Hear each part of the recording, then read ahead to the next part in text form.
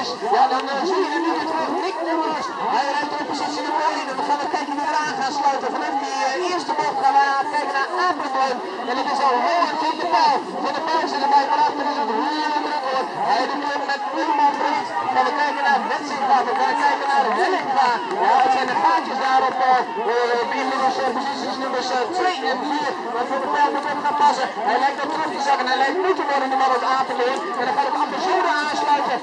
Die voor Ampersode pas voor Rangerol. Gaat voor Rangerol dan nog een keer. Kom op, Kas! Het is aan achter, de hele club komt voor. De hele club gaat naar 2 en 3. Het is natuurlijk achter Nick Nummers. Maar wie gaat er als vierde mee? Maar dat komt er nog. Hij komt eraan, we zijn het al. En wie gaat er als vierde mee? Het wordt heel spannend. Het is Gelderland van Apeldoorn. Oh, de hele club zat er helemaal terug daar. Van positie nummer 2. En dan is het beslist volgens mij. De derde man daar heeft het op de juniorsecoon. Hij denkt, ja, dit kan ik niet bijbenen. Het gevaar daar vooraan. Ook die kracht en die snelheid. Ik pas ervoor.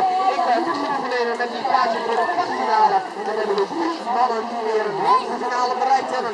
Naast de kwartfinale, we gaan opnieuw naar die promontieklasse. We gaan kijken naar de Hoogland. Die speelt going fast daar op first position. En die gaat hij meenemen. We gaan kijken naar Ruben Mars. Hij rijdt er op positie nummer 2. En dan zien we ook nog Gelder Muizen met Nicky van Doesburg. En daarachter is het eigenlijk een beetje harken in het luchtledige. Want je komt er gewoon, er zit een gat tussen van de medepositie. En dan kom je te kort voor een aanval. Dan ga je het net niet redden. Dan moet nog een buitenluidje komen. Nou, wie weet. Nee hoor, het gaat gewoon Mars worden voor Hoogland.